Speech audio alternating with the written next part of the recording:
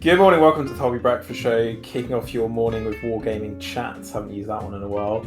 We're back after our month hiatus. It's me, Onod. I'm joined by Mare. Hello. And I'm joined by OT. Hello. And boy, do we have a lot to get through today. We're going to be discussing, as always, the hobby that we've done. Not much is the answer. We're going to be discussing news, and we're going to be talking about news to begin with, just to get it out of the way. And then we're going to be having a look back at the current edition, although soon to be the past edition of Middle-earth Strategy Battle Game, and all of the rules changes that were made, and what we think of said rules changes in hindsight. Yes, very good. First thing then, the big news. Boba Fett didn't get season 2. It's being officially cancelled. Yeah, pretty sad. Well, that's heartbreaking. And Boba Fett's not going to be in Mandalorian season 4. So wow. crushing news. You sure you picked the right series? I don't think there was anything else that we had to talk about, was there? Nothing really. No. We'll move on then. Hobby. There was some SBG news. Oh yeah, there was some SBG Golf balls news. getting moved to Legacy. Well, we don't actually know that. That is in fact not news. Though, isn't he? That is in fact not news. Let's quickly run through. Let's do the Rise of Angmar. I guess we might talk about the Legendary Legions at some point, just for the sake of completion on our series that we did back when we started this channel. Are we going to have to buy the book to review it? Nah, it's all on Tabletop Admiral. Tabletop Admiral, which is free. Should we just quickly talk about the models? One word reaction to the following models from all three of us. Khan Dum Warriors, Mare, your one word reaction. Sigmar. OT. Sigma. Wow. I'm going to say male. Male. See what I did there? Sigma male. Ah, it's a funny joke. Oh, maybe it's a good thing we didn't do last month. Yeah, probably. Aldrak, Warlord of Khan Dum. Beefy. Yeah. Big old muscly He's boy. just a much cooler Thryden. Sure, or a much less cool Thryden. His eyes are very wide apart. Anyway, freaked. That one. Shit. Underwhelming. He's yeah. His rules aren't great. Oh, I thought we were talking about the model, not the rules. I was talking about the model. Shit. Cloak. Aranarth, first chieftain of the Dunedain.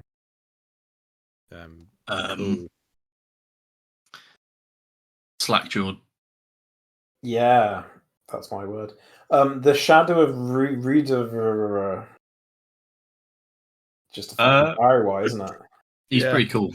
Yeah, it's just a conductor for ring rates, isn't it? It's a weird idea.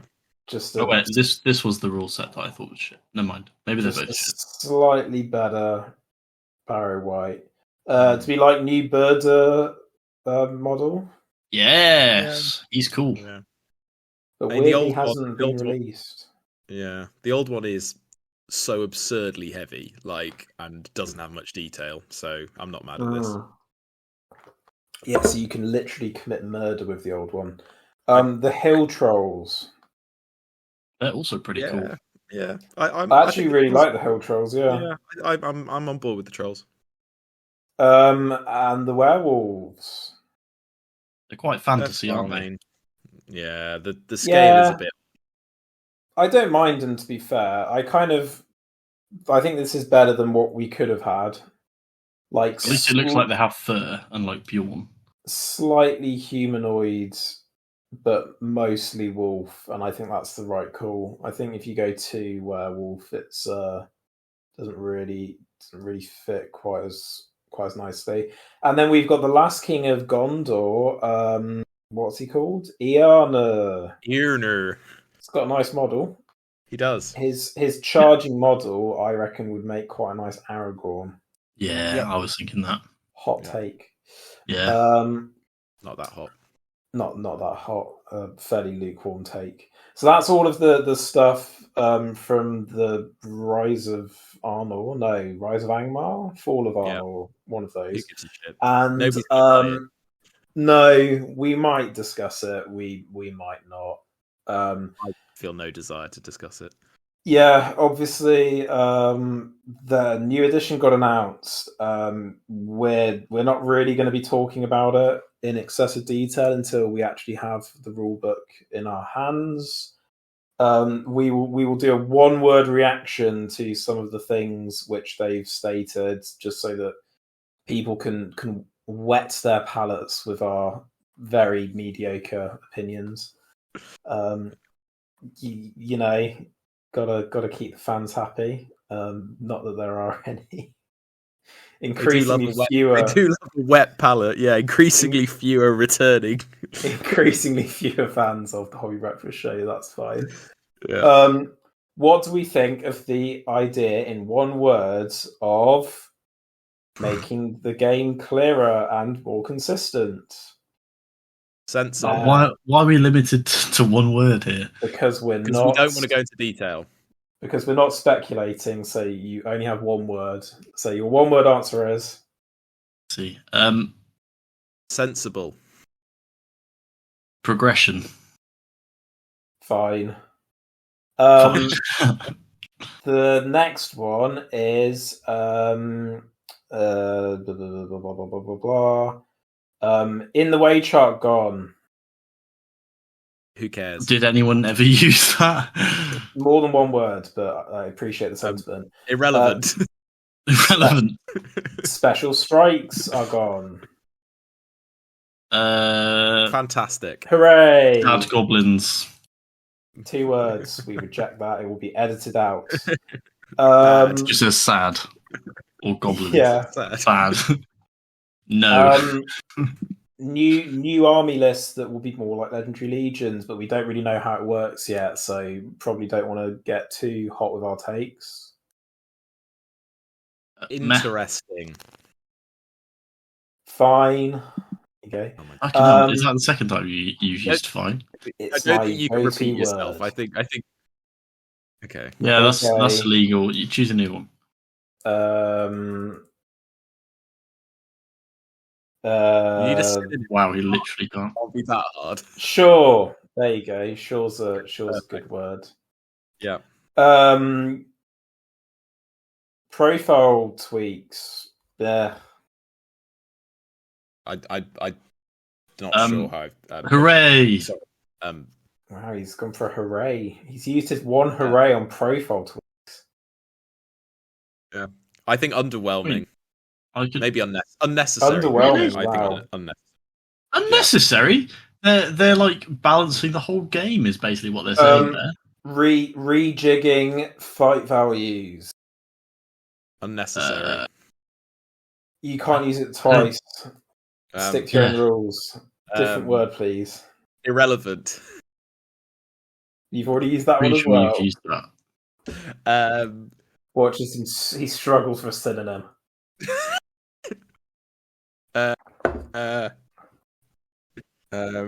Pointless. Good. I kind of agree. Pointless. What was this one? Sorry, I was waiting for so long. Rejigging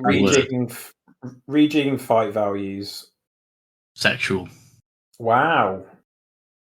He's used one use of that one. He'll regret that later. The new intelligence characteristic. Complicated. It's ironic that you've gone for dumb. Unnecessary. Thought about that one. I haven't. Good. I haven't used it yet. And that's it. So there you go, viewers. Those are our really hot takes. When we actually can see the changes, we will actually give you an informed opinion on what we think in reality. Yeah. And Until then then, feel free to watch every other YouTube channel. the final bit of SPG news is they showed off Wolf trademark. It looks cool. Oh yeah. Wolf trademark brings the Lord of the Very- Rings, the War of the Rohirrim trademark to Middle-earth trademark strategy battle game. So that's very exciting. Yeah. He's plastic. Copy and paste that one. For and God's sake. Yes. he looks Love fine. He doesn't look too anime. I'm quite alright with it. Not massively keen on the tactical rock. If the whole range is in this style, I think that's a very good call, and I think it could sell really well. Do we want to quickly talk about the War of the Rohirrim trailer? Because that's come out since we last did a podcast, because we haven't recorded one of these in a fucking eon. I think it looked pretty good. Yeah, I reaction. I quite liked it. No, I'm gonna allow. I see. Relax the limit. Yeah, it looked pretty good, I thought. Yeah. I think it'll be a cinema jobby. Yeah, I would go to if it looks like, as long as no horror stories about it, and like, you know, Jackson's allowed to do his thing, I think absolutely it'll be a trip to the... Peter Jackson's not involved. He's an executive producer, which means fucking nothing. I don't know. Presumably he gets some say in some things. What? No. He's loosely involved because his company's involved. He hasn't done anything on it. But why do we always hear about movies being shit because their producers overrid decisions? Well, because a producer would do that, but an executive producer is just a nice way of saying that they own the company that you're involved in. Right. Okay. Peter Jackson's not directly involved in this project. Some believe people you. who worked with him on Lord of the Rings were, but he isn't. Are we going to talk about Rings of Power? Yes. I think that deserves its own video, but we will. How long we dedicate? Are we single word reaction again? I think I'll allow a sentence for Rings of Power, because I don't think a single word can quite encapsulate just how shit it is. How aggressively can I use punctuation in this sentence? Like, how many commas and you're allowed can I present 3 semicolons, and you're allowed 3 semicolons. Okay. It is a good show ruined by having too many things in it. Yep, that's not a very hot take. Nope. But that is my conclusion. My sentence is: centrist dad orc is my spirit animal. And my sentence was going to be orc babies are unnecessary. This hobby, hooray! And I mean, there is also a new edition of Legion, but we don't have new to edition talk of about Stars Legion. Oh, great! And more action. Yeah. And Kill Team. I think I've fallen asleep. Yeah. Basically, there's new editions for everything, and we're all waiting because none of it's properly come out yet, apart from Star Wars Legion. I'm not waiting for any of it apart from Middle-earth. I've played Star Wars Legion, and the rules are actually pretty good. Fuck. I could not have made that any shorter. It was too long. Right. Okay. No, you can talk about Star Wars Legion for. No, I don't want to. I'll make a video for the second channel. Nerd. Okay. Hobby. Watch it.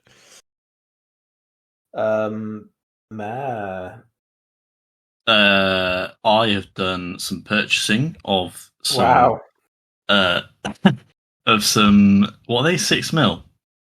We're really lowering the bar of what is considered hobby this month. OT, what have you done?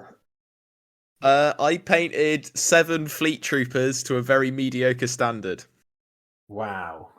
And I was paying so little attention I was paying so little attention, I forgot to glue one of the hands into the hole on their arm, so he looks like a sort of mutant. Yes. Handgate. I have also played an unhealthy number of games of the new set of Star Wars Legion rules, and purchased some Star Wars Unlimited cards, which I'm very excited about. Oh, God. They've got you by the balls. Your balls being your money. Sure. Yeah. It's true. Like, very good. Yeah. I'm. Thank you. What are you doing?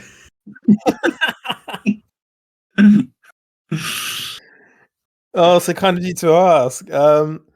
I've painted 8 miniatures for a game called the Silver Bayonet. They're on screen. I think I've forgotten to send you a picture, so you don't know what I'm talking about.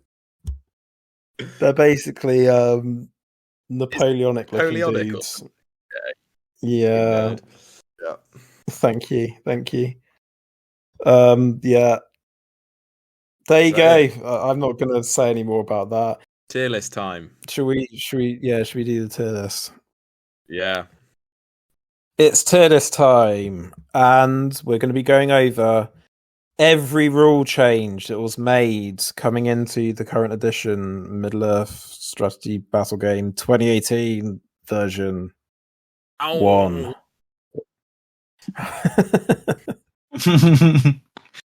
I saw a post on Reddit, just sort of riffing, of somebody complaining that the name of the rules was too long, and they just got absolutely fucking ripped to shit.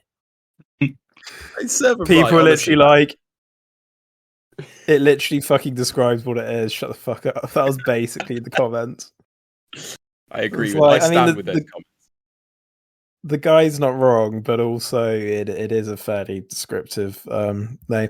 Anyway, we're going to be going over every sort of major thing that Games Workshop did that was different this edition, and we're going to rank them from S to Z. And it's Sabacada. We're not using a unique system because fuck you. We've tried being unique and it doesn't work. Yeah. Nobody watches any of the shit. We're gonna start off with the incredibly popular In the Way charts. Oh, C tier. C tier. That's quite generous. I mean, like, it's not offensive, and I'm glad In the Ways exist, and like, fair play if people want to use this chart, more power to them. But nobody uses this chart that I've ever played against. I didn't know it existed. So the only people who use this chart are the ones who know that they're gonna be able to get a slight advantage through using this chart. Yeah. Like, no one actually really uses it. If you've been playing for ages, you don't use it because you forget it's there.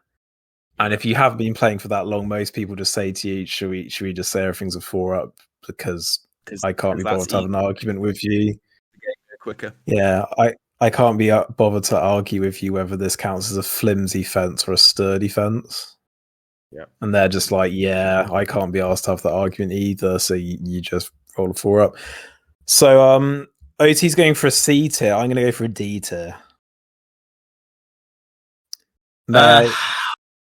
I'll go C because I liked that you could. I mean, if you agreed with your opponent that you were going to use it, and there was lots of variety of terrain on the board, then it might make the game more interesting in that you might choose to, defend certain areas of the board instead of others that you might otherwise. So that's the only reason I think that it does add a little bit of tactical complexity given the right circumstances. C tier. Heroics stated on profile. And this, of course, fixed the major issue, which is that everyone could heroic strike. And march. Captains were very, very strong. This is a good idea. It gives more customization to heroes, gives you more reason to take different heroes other than just their might and raw stats. So yeah, I think it's good. I think it's A tier. Yeah, I do think they're a little stingy. I think a few more characters could have got March. Yeah, but then I think then they that wanted takes away from the captains captains. they wanted captains to have that role because otherwise Yeah. you just did it heroes, I guess. Yeah, I do kind of get that. But then if Mm. they really wanted you to play with captains, why do they keep releasing so many characters that are just captains with one more might? Because You it's know? it's an easy profile to balance because they've got something to go off and Like- they know it won't make people that angry. Yeah, but they clearly really want you to play with the name characters, don't they? Like, Yeah, it's true. that's But, like, kind of dropping- what they want. But then, like in some lists where you need March and stuff, there is a reason to take the non-named and stuff like that. Yeah. I think it's. I mean, I like that. For instance, like Aragorn is the only character who has like the whole array. Like that feels cool. Apart from channeling. Yeah. Okay. Fucking god. You're welcome. Wow. But yeah, no, I understand. I understand from a rules design perspective that it gives captains a purpose. It's just, Aragorn doesn't have heroic channeling. just saying it's true. D tier. You can't say he has all of them and then be getting the things like that wrong. He couldn't physically channel. He has could everything have that he it. could. He could have it. He could have it. He can. There's nothing okay. saying that you can't cast heroic. You can't declare heroic channel and not cast something. I can see the point to you. Thank you. Yeah, Thank you. Okay, active versus passive special rules. No. Hold on, we haven't picked a thing. A tier. A tier. I haven't had my say. Where's it going? A tier. Very Good. Excellent. Active passive rules. D tier. D tier. I wouldn't go that far. I don't think they're problematic. There's a reason for it being implemented.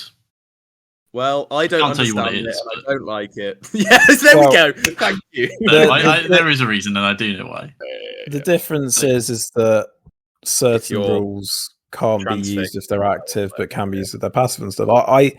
I think it is a good addition just because it does actually help to clarify stuff which used to require every single rule to have a specification, whilst now it doesn't require every single rule to have a specification. It did create annoying people who will debate minutiae of the rules as to whether it's active versus passive. But that existed beforehand. Yeah, I know, but it just became more frustrating for me. I've actually moved it to B tier because I think D tier was unfair. Yeah, I think B tier's fine. I think it's one of the things where I hope that maybe in the new rules this is one of they help slightly clarify. Like maybe getting rid of rules like if your model is 0.00001 inch onto the board, it starts counting as being able to fly and shit like that. Yeah, that's pretty shit, isn't it? That's always fun. But we have a whole video on that. It does feel a bit like they've had to add this rule to fix perhaps a shortcoming. Like it's a rule that's been introduced and makes sense in the context of the game, but is that because it hasn't been structured in a way that makes things clear in the first place? I don't know. Is that because sweaty nerds spend too much time breaking a rule set that was fine if you just kind of played in the spirit of the rules? Yeah. I think I'm not disagreeing with that, but yeah, I think I agree. I think it's plugging a gap that never needed to exist, and like I think unfortunately it is there as a fix, but at like 90% of the time for most players, it wouldn't be an issue, right? Yeah. There we go.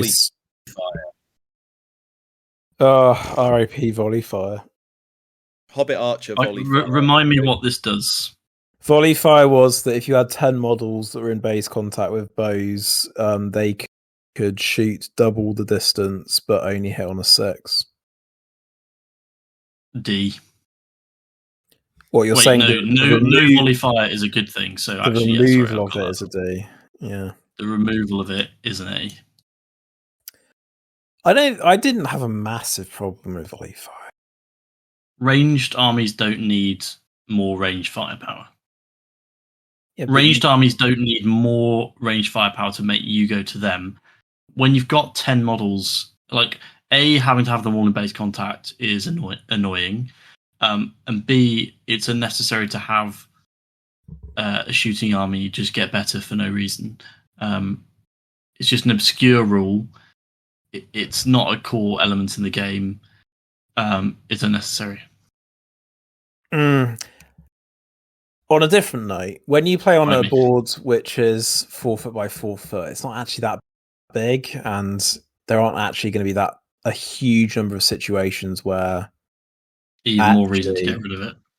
Well, I would argue that it gives you different tools to deal with different things. So, for example, if your opponent has an high ballista, which makes closing with them tricky, wouldn't it be helpful if you could remove the crew of that ballista by shooting with volley fire from behind a wall, for example? And I don't think that it's necessarily a bad thing having more choice of stuff. I admit that the way that it functioned with the 10 models having to be in base contact was clunky, and I'm not saying that it should be brought back, but I don't think that it was inherently a bad idea in the rule set. I mean, maybe it's a good idea, it just wasn't executed very well in the form it was in with volley fire as it was. Like, perhaps what we're saying is the removal of the volley fire rule was probably fine, but it wouldn't hurt to have an option like it, maybe. Not the same thing. Yeah, man, yeah. I mean, I'm fine with its removal. I'm just not sure that it's fair to say that it was a terrible rule. I don't think it was a hindrance. That's why, with the equivalent of D, I haven't put it in S. I think it was unnecessary. Like it's as bad as in the way chart stuff. Like I don't think it needs to be there. Sure. I'm feeling a B tier on this. I'm feeling like just kind of in the middle. Like I'm not super fussed. B tier it is. More special rules on profiles. And by this, I mean that a lot of characters were revisited, and where special characters used to maybe not have a rule, they suddenly all have rules. Does every single named character need their own specific special rule? I guess is the question here. Yeah.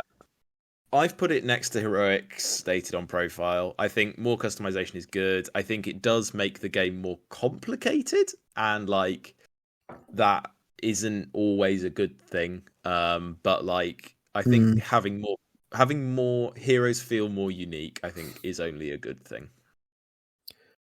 Yeah, I think it's mostly a good thing, so I'm inclined to agree that it's probably higher rather than lower.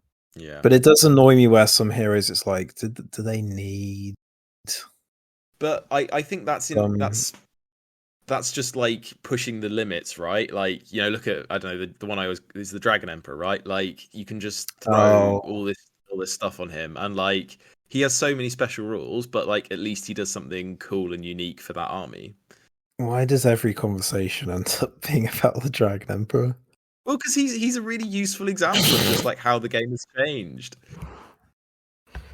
Right, where are we putting it then? I put him I put that bottom of A tier. You put the Dragon Emperor bottom of A tier, okay? No. No. I would put it in A or S. Yeah. Refining down all of the different source books into just 2 books, Lord of the Rings and The Hobbit. S tier, I think. Yeah, S tier. That's great. That's great. Great idea. Less books, more goods. Yeah, source books are good as well, like because they aren't essential to the game and they add extra theme. So yeah, I think it just makes the value so much higher as well. Like the previous edition was the Lord of the Rings armies were split into 5 books, and The Hobbit was split across 3 books for the 3 movies. And it was just like, man, like it's just unnecessary splitting them across 5 books, and it's nice being able to see all of the different profiles for the respective films. Yeah. So yeah, Even that if you was a don't great collect the decision. if you don't collect the army, right? Like you can just look Yeah. and just like because it helps you. I think it'll actually end up making them more money in a weird way because you like browse through and you're like, damn, I that looks pretty cool. I want to try that. So Yeah, yeah, there's very good that. idea. It's a shame for the next edition that they're moving to a 3-book system. I suppose 3 is better than, how it was, but anyway. What do we think of the split between matched, open, and narrative? I mean, so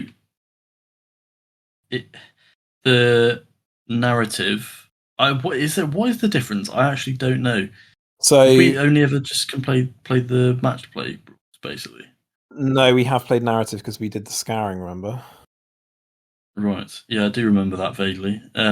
Yeah. So and then I think open isn't it just a vague guide for how to like set up a game or something? Like Opens just fucking do whatever you want, but for some reason, people seem to think that you can't do that unless you're specifically told, which is depressing outlook on society. Narrative does have the specific rules if you don't do like courage checks and stuff like that. Yeah. But it's really only minor tweaks. And then matched is obviously what most people actually play. I mean, they introduced this because this was the thing that they did in all their other games, right? Yeah. I feel like it's very unnecessary. And I think that they are now starting to actually stop doing it because they've realised that no one actually ever plays open. And the nerds who play narrative probably want something a bit more than just being told, hey, you can play narrative. And I think Middle-earth is actually quite good at that because you get all of the narrative books and specific scenarios. Whilst I think their other games, it took them a bit of time to work out that maybe they need to do a bit more than just tell people that they can play a narrative game. And it's like, thanks. Like, yes, I already knew that I could do what I wanted. Shit that I bought. I'm putting high C tier. Yeah, it's slightly better than in the way charts, isn't it? Yeah. In the pantheon of rules. It's just mediocre. It's mediocre, right? Like it's not problematic in and of itself, but if it wasn't in the game, it wouldn't impact anything. Yeah. More scenarios, and by this, I'm specifically referring to match play scenarios. Surely S tier. Yeah. Yeah. Can only be good, right? More variation for games. And they need more. Yeah, I think new edition getting rid of some of the ones which are maybe not that great and putting some more original ones in would be good. So yeah, I think up in S tier. It's very flat. Very flat tier list at the moment, isn't it? But we haven't put anything in D yet. Now this one is interesting. Big FAQs, and by this I mean Games Workshop has moved from you maybe get like one FAQ for a book ever to we now get a twice a year update of points, rules, balancing, etc., etc. It's a bit of a double-edged sword, isn't it? I think. Yeah. I'm inclined to mostly think it's good. Definitely from a tournament perspective. Yeah. I think it's B tier, but for different reasons to the other ones that are in B tier. I think it is necessary for some people who play the game that there are FAQs for clarifications and things, but I think it is actively problematic for other players who don't keep up with the game as much and then have these like gotcha moments at tournaments where they just straight up aren't aware of the FAQ. And I think that's why it's kind of in the middle, because it's good and it's bad. Or for new players where you maybe don't and then suddenly you're presented with like, I mean, some of them are like fucking 20 pages, aren't they? Of and like rules. Impactful changes as well, like fundamentally changing models. Yeah. Yeah, I think yeah. Oh, cool. Well, I was just going to say, I think that it's quite difficult to get yourself in the mindset because we've been playing SPG for so long that we don't really have to worry about a lot of the fundamentals. So we can use our brains to just think about the FAQs. But for somebody who's just starting, like this is a major reason why a new edition is actually quite a good idea, because the FAQs have become kind of unmanageable for a new person. But this is another boon for doing ebooks and stuff, to be honest. Yeah, no, I agree. They should just fucking do an app, just scrap the whole fucking book system. Yeah. Not enough money in it, I guess. Nope. Oh, Unless they made it a subscription model. Oh god, please no. I think you can make fucking shed loads of money. Yeah. Just I'd have everything. Give everyone just the base profiles for free, and then just charge for like narrative scenarios and stuff like that, and you'd pay for that. Yeah. I mean, I'm certainly only going to be buying digital stuff next edition. But there you go. Where in B tier, top or bottom? I'm putting it in the middle. Right. I'm surprised this is next to no volley fire. Well, because I think they are kind of both neutral in a way. It's just big FAQs has higher highs and lower lows.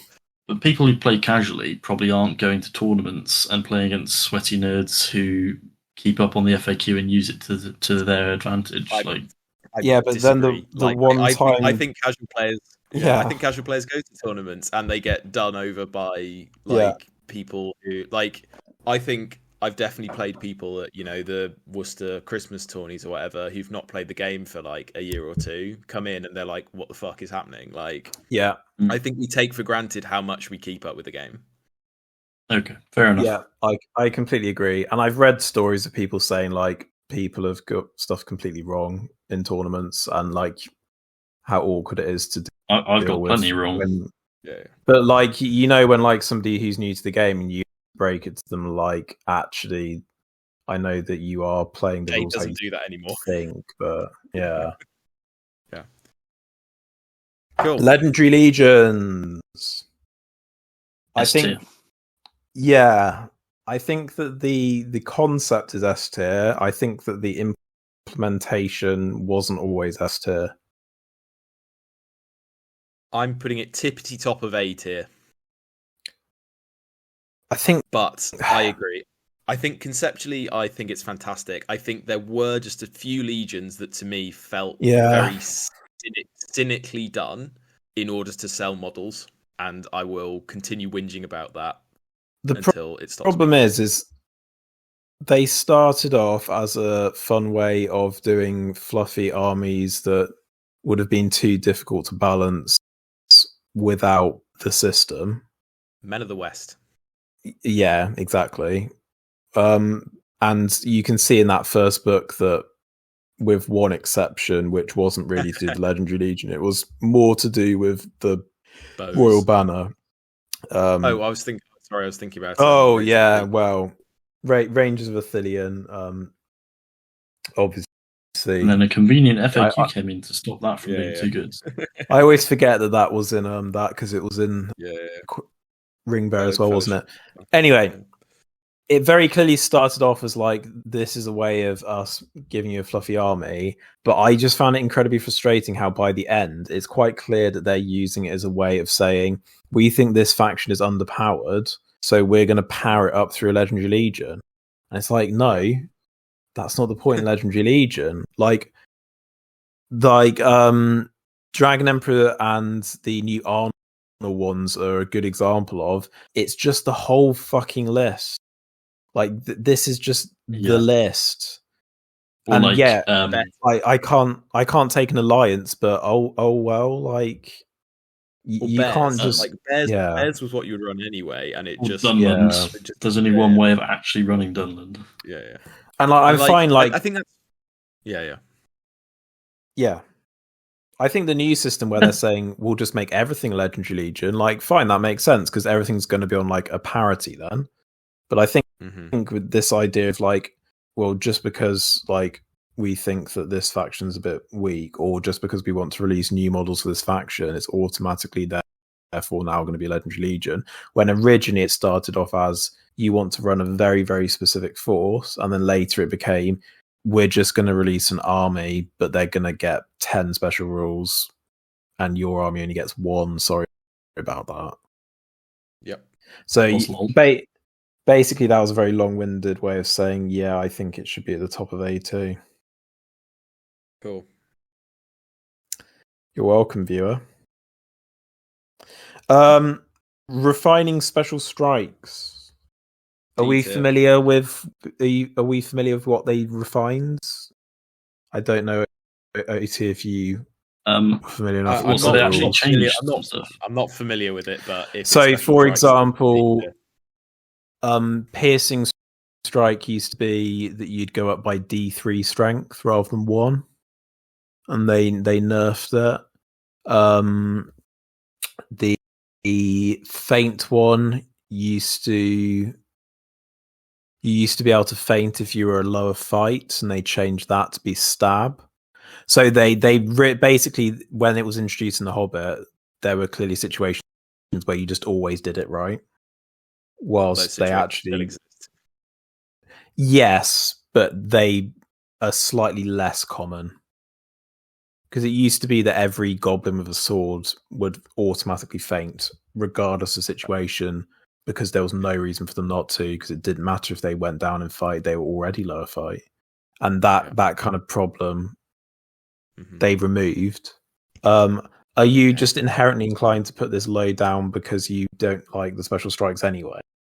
Yeah. Now that this is actually making them less problematic, I'm going to put it maybe A or B, because I think special strikes are a dreadful idea. And if it made them less dreadful, then I'm going to put it in A tier. Fine with me. Yeah, I'm going to put it bottom of A tier. Hand and a half weapons. B tier. So that's introducing a new weapon type. Yeah, which is your two-handed weapon can be used as a hand weapon instead, if you want. It's an interesting one because you could just give them 2 weapons. You could just say they have a two-handed sword and they have a dagger, and that's basically I guess this stops niche exploits, right? Where you could have a sword and a two-handed axe, and then you would always pierce two-hand or whatever. Yeah, I guess maybe that's a thing, but there are niche examples like a special sword like Anduril where it does matter. I don't think it was that critical a change. I think it's a nice change. Does it overcomplicate the rules? Probably not. I think it's fairly easy to grasp what it is, but it's also not massively anything. Yeah, I'm putting it lower B tier. I'd put it in C. I don't feel like I care about it. Fair. That doesn't necessarily mean that it's bad, though. You don't care. I mean, it depends whether we're viewing B as a positive or a negative. I'm kind of viewing bottom of B, top of C. Well, to be fair, C tier is kind of the things I don't care about, so maybe hand and a half goes there. But it feels like it's maybe a bit above the others. I think bottom of B is okay. Because I think it's less consequential than no volley fire. Because that probably came up a bit. Although you'd have to have a lot of archers. I think volley fire, bearing in mind that was pre-warband as well, so you didn't need a hero. I think it actually was quite common strategy. Because you could just jump your archers a bit together. Yeah. Spear assisting two-handed weapons. When I found out that this was unhappy. Yeah. As somebody who had ingrained into their brain that you couldn't spear support a two-handed weapon, to then find out you could, which seems to remove one of the major downsides of a two-handed weapon. And you don't get a -1, do you? You just roll straight normal dice. Yeah, you do get a -1. Oh, sorry, Only you mean on the spear 200 support? Or... weapon. Spear sport wouldn't get a -1, but the two-handed would, I think. Yes, yes, it would. Yeah. I don't know. I mean, I think it's okay. Like, I don't really know why they made the change. And I think it definitely helps. Like, might help some dwarf lists, for instance, who would probably be. Now I'm thinking about like thralls or something, where actually it does come up more often than you'd think. I mean, what's a person doing with a two-handed weapon that they're not doing with a one-handed weapon? Like with a one-handed weapon, you're still making great arcs to swing at your opponent or jabbing at them. I don't see how that's any different to using one weapon in two hands, even if it is a little bit bigger. I don't think it should make very much difference. Hi. I still think, you know, I mean, I don't think swinging two-handed weapon makes any difference to swinging one-handed weapon, and you're still having to take a penalty for using it as a two-handed weapon. So I don't see why you then have to take another penalty of not having a spear support. No, I can see that point. I think it just means that it makes it a little bit easier to win the combat with your two-handed weapon, which you might argue is very rarely use two-handed weapons anyway. Yeah, you might argue in the next edition that they're going to use them more now that they don't have access to axes. So I think because you're probably right. They probably will next edition, but we're not talking about next edition. Yeah, no. But also, I think part of the reason it kind of works is because of the introduction of hand and a half as well. You know, berserkers who literally had to two-hand before, and I think that's right, isn't it? I don't remember if they also had daggers. Not everyone just had a random weapon, did they? I think they just had berserker blades, they did. Yeah. So it was always -1, and they couldn't get pike support, which was a pretty big oof. And that turned into now they can get pike support, but they have to. You know, most of the time, I suppose you would two-hand then. I think that's the thing for me. It's almost like it's removed some of the decision making, because rather than it being a risk to put a two-handed weapon into combat, and you may be having to wait until you surrounded somebody, or you're like happy to take that risk, it now feels a bit more like, oh, it's okay because my elf with his spear will win the fight for me, and my guy can then kill this guy. I think for a gameplay, it's probably a good thing because I think it just helps speed it up. So I think I'm not like massively really that fussed. So I think upper B tier for me. I think upper B tier is fair, yeah. God, Onod, you're so compliant this evening, or are we just eerily in sync on this? I think you're just having better takes than normal. Wow. Yeah. Oh, no compliment can ever truly be front-handed. They all have to be back-handed.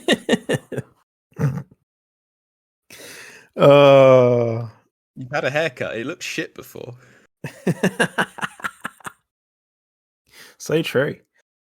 We move on. Alliance Matrix is S tier. Do you think? I don't know if it's S tier. That is some good oh, fuck off. You're just disagreeing with me because I said something nice about you. Honestly, if any of you ever meet Onod IRL, just say the opposite of what you think and you'll instantly win the argument. I think it's good because of the changes they made further along the line that you weren't allowed impossible allies. When it first got in and you still were allowed to do that, I think it was a bit problematic, but I think it's now a really cool thing. You can do impossible allies, it's just most tournaments so you can't. But that's not a rules thing, that's a tournament pack thing. Mm-hmm. Yeah. I like it. I don't know how I feel about the Alliance Matrix, to be honest. I like it, but I don't like it. It's only for match play, right? Well, yeah, but in open Yeah. narrative, it doesn't fucking matter anyway, right? Yeah, open and narrative is the Wild West. Like you can do everything. Open, you can fucking play like my Ents are gonna ally with my trolls because no one fucking cares. Yeah. I think the Alliance Matrix helps thematically. It creates more themey armies than you would otherwise see. But it and also helps creates really unthemey armies. But like, I think it narrows it down more than you would see otherwise. I think if this didn't exist, Oh I think yeah, you would no, yeah, more that's fair. exploit. And also, like, it helps gameplay wise as well because it makes it harder to have like really degenerate army bonus combinations. Yeah. I don't think it's that high though. Yeah, okay, maybe below Legendary Legions and A tier, but I think it's right up there. I think it's good. Yeah. Definitely felt necessary. So yeah, I'd say A as well. I think the perfect system would be more army lists that account for the alliances already, but you'd have to have a lot. Well, that's what's coming. Potentially. We don't know yet. But I think for that to be done well, you end up having a lot of us. So I don't know if that's actually better or worse. Yeah.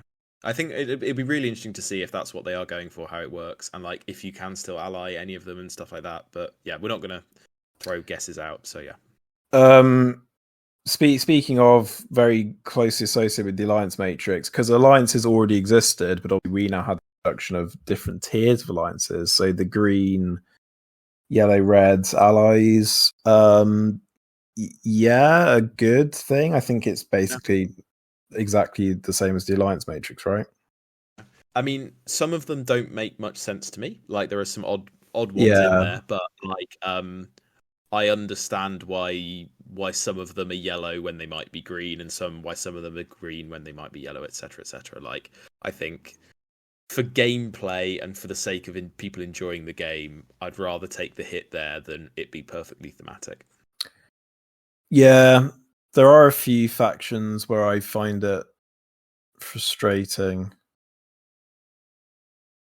Like, you know, the factions where they decided we'll just make them yellow with everyone.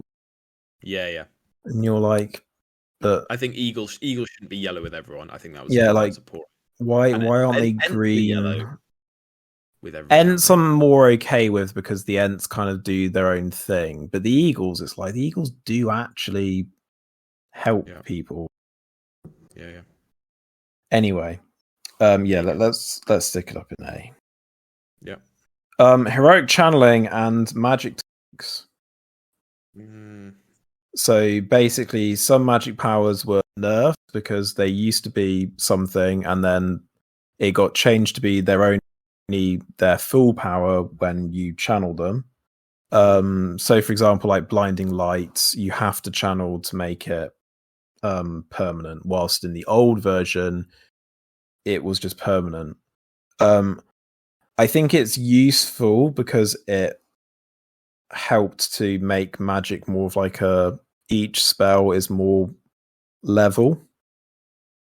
Like there aren't spells that are clearly better than others now because, well, there are still spells that are better than others, but you have to be willing to spend to make them better, if that makes sense.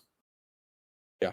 And I like the skill testing element of channeling, like waiting for the right point to spend that might, and then how much will do you use to guarantee you get it off and that stuff. Like I think that feels good.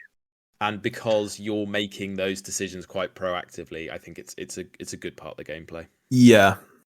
I do think there's inherently an issue, which is that a lot of the wizards don't have enough might. Yep.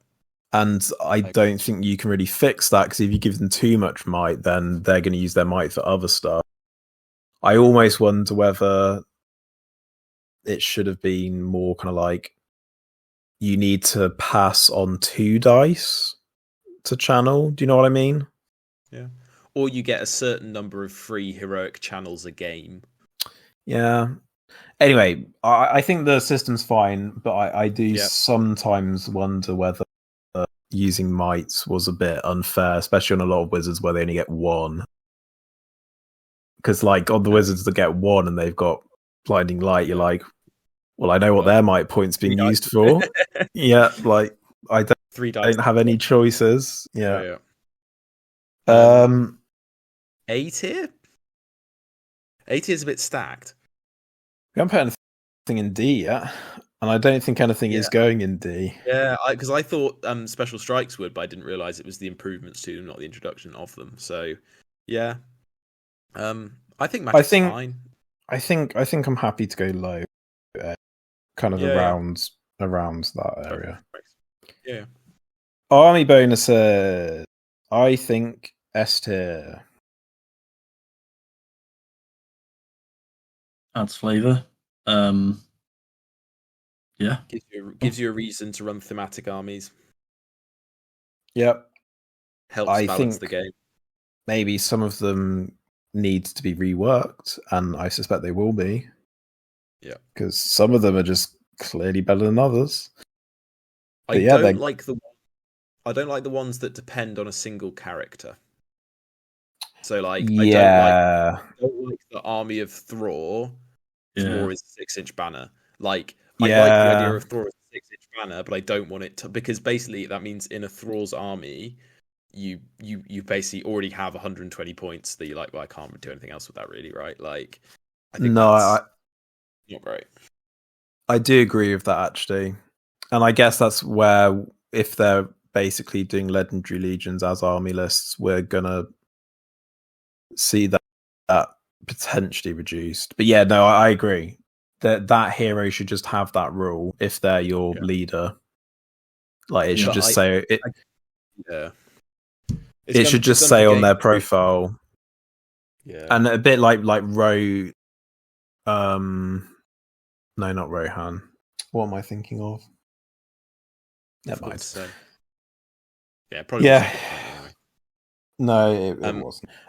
It's like day 9 for, as you're saying, it should be, if he is the leader of your army, he gets this, rather than it being tied to Iron Hills and stuff like that. Like, I think that would just be a nice change. But overall, I think army bonuses just low S tier as a concept. I think they're really good. But I mean, yeah. But it also made like some armies, it actually made them like viable. Like things like Standfast on your legendary hero and that sort of thing. And obviously who can be leader, which I think is a good change, because I think inbuilt way of making sure that you can't make some goblin captain your leader and then hide him behind a rock all game is a good thing. What do you mean? Again, yes, that never was done. I think it's probably S or A tier as well. I think it's. I feel similarly about it as army bonuses. I think there are some that feel a bit weird, and that's not always great. But like, I think on the whole, it's good. I think they also could relook at them. I think it's a shame that some heroes some heroes very early in the edition, their heroic tier changed as a way of balancing them, like Kurdan, where actually later in the edition it's clear that the rules writers are happy to change points values. And I think Kirdan, it would be nice if he just slightly more points but remained fortitude rather than being minor sort of thing.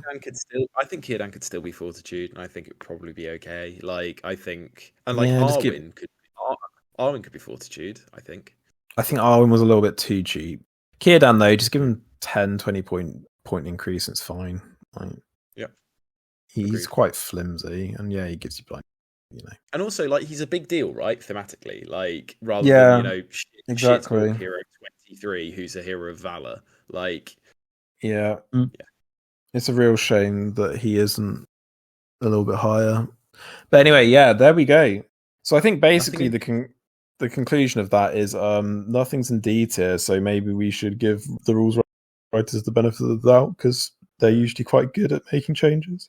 Yeah, it's almost like they know and understand their own game, and people overreacting on Facebook pages who don't think their posts through will look quite stupid in a few months' time. Yeah, and it's almost like we did this entire tier list just to make this meta commentary. Yeah. but we're not that intelligent, so we didn't. It's just and content. nobody will watch this anyway, so it doesn't actually matter. Yeah, that's true. Wow, we're done. As is MESBG, it's the end. It's the end of the Hobby Breakfast Show forever. We're going back to Watra. Exclusively War of the Ring content.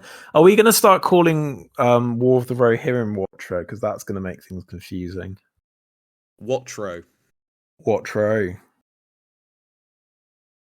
There you go. Watro. That was spontaneous as well. I didn't even pre-plan that. That was just wit. It's very much like Lotro, Lord of the Rings Online. I'll bring that back as well. Yeah. We should do a playthrough live stream. Yes. I've done the starter zone of Lord of the Rings area. times. We blindfold Onod and see if he can get through the starter area on sound alone. Can I get through Archet and kill 10 spiders? I think I could. What game? Anyway, anyway, I suppose that's it really, because we've already done news, haven't we? Yeah.